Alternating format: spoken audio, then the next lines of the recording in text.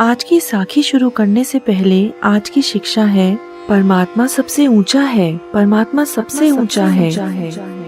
हर और यही कहा जाता है और मैं भी यही कहता हूँ कि परमात्मा सबसे ऊंचा है, परंतु सिर्फ कहने से उस परमात्मा के दर्शन नहीं किए जा सकते। परमात्मा के दर्शन तो मात्र गुरु के माध्यम से ही किए जा सकते हैं। इसलिए जब सद्गुरु उस परमात्मा के दर्शन करवा देते हैं तो मैं जिधर देखता हूँ तो मुझे तू ही तू दिखाई देता है। इस कुर्बानी से हमें यह शिक्षा मिलती है कि परमात्मा को गुरु के माध्यम से ही प्राप्त किया जा सकता है और सिर्फ कहने से परमात्मा के दर्शन नहीं हो सकते।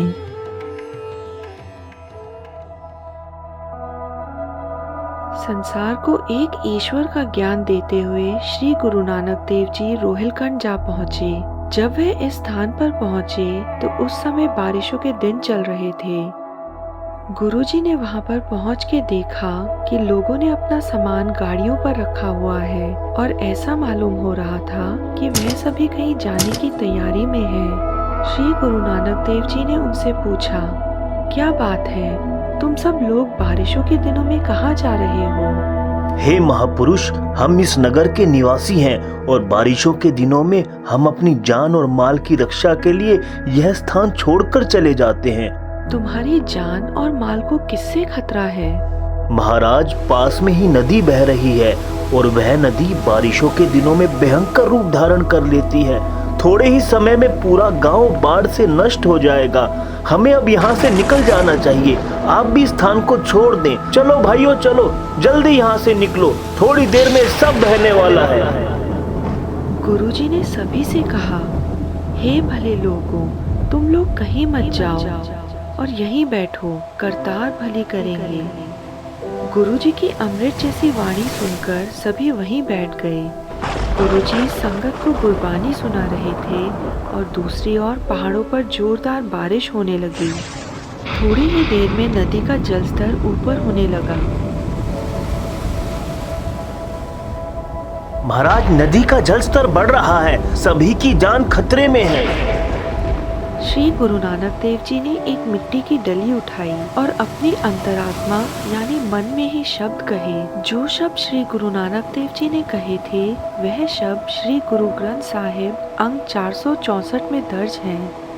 हवा सदा ही ईश्वर के डर से चल रही है। लाखों नदियां भी ईश्वर के भय यानी डर से बह रही हैं। आग जो सेवा कर रही है वह भी रब के भय में ही है। सारी धरती ईश्वर के डर के कारण ही भार तले दबी हुई है। रब के भय में ही इंद्र राजा सर के बल घूम रहे हैं, यानी बादल उनकी ही रजा में उड़ रहे हैं। धर्मराज का दरबार भी रब के डर में ही है। सूर्य और चंद्रमा भी रब के हुक्म में है। करोड़ों कोस चलते हुए भी रास्ते का अंत नहीं आता। सिद्ध, बुद्ध, देवता और नाथ सारे ही उस परमात्मा के भय में हैं। यह ऊपर तने हुए आकाश जो दिखते हैं यह भी भय में ही हैं। बड़े बड़े बलशाली योद्धा और शूरवीर सब रब के भय में हैं। पुरों के पुर जीव जो जगत में पैदा होते हैं और मरते हैं सब भय में हैं। सारे ही जीव के माथे पर भय रूप लेख लिखा हुआ है। भाव प्रभु का नियम ही ऐसा है कि सारे उसके भय में हैं। हे नानक, केवल एक सच्चा निरंकार ही है जो भय रहित है। गुरुजी ने अपने मन में यह शब्द सिमरे और उस मिट्टी की डली को नदी में प्रवाह कर दिया और जैसे ही मिट्टी का डला नदी में गिरा, नदी का बहाव पीछे होना शुरू हो गया।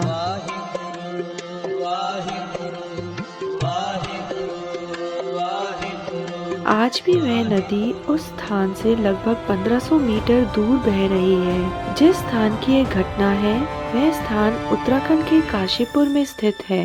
बाबा हरबंस ने इस स्थान पर कार सेवा की और एक भव्य गुरुद्वारे का निर्माण करवाया और इस पावन पवित्र स्थान का नाम गुरुद्वारा ननकाना साहिब रखा और कहा, जो लोग ननकाना साहिब पाकिस्तान नहीं जा सकते वह इस गुरुद्वारे के दर्शन कर गुरुजी का आशीर्वाद ले पाएंगे।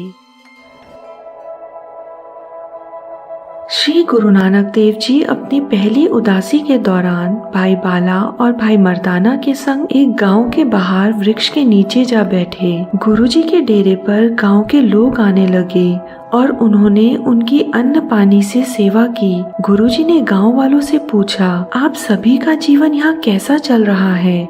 कोई तकलीफ तो नहीं है? प्रश्न के जवाब में गांव वालों ने गुरुजी से कहा, हमें गांव में एक बुरी आत्मा अथवा दैत्य सताता है।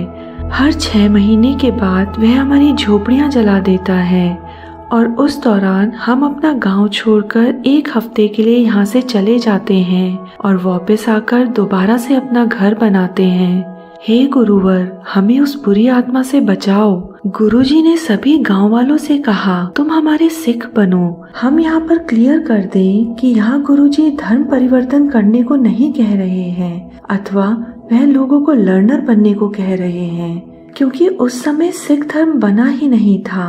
उस समय सिख वह था जो गुरुजी के बताए रास्ते पर चले।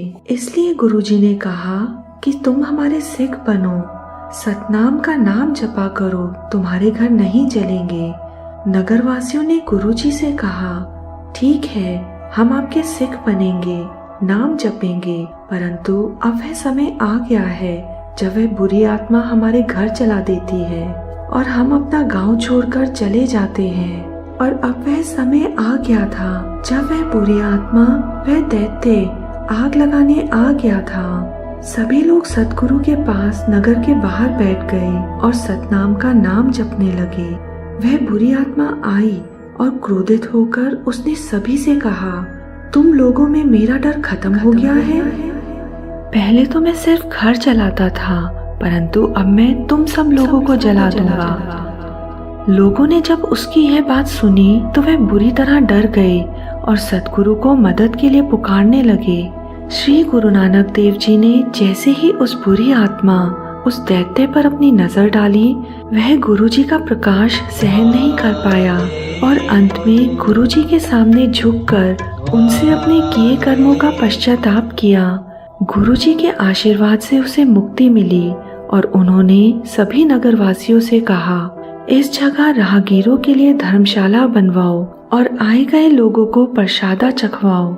गुरुजी के आदेश अनुसार वहाँ धर्मशाला बनवाई गई और जिस स्थान पर गुरुजी ने लोगों का जीवन सफल बनाया, आज वहाँ पर गुरुद्वारा श्री बट तीरथ साहिब जी है और यह गुरुद्वारा अबोहर डिस्ट्रिक्ट गंगानगर से 17 किलोमीटर दूर है। आप जब भी गंगानगर जाएं, इस ऐतिहासिक गुरुद्वारे के दर्शन करना मत भूलिएगा। सतनाम श्री वाहे गुरु।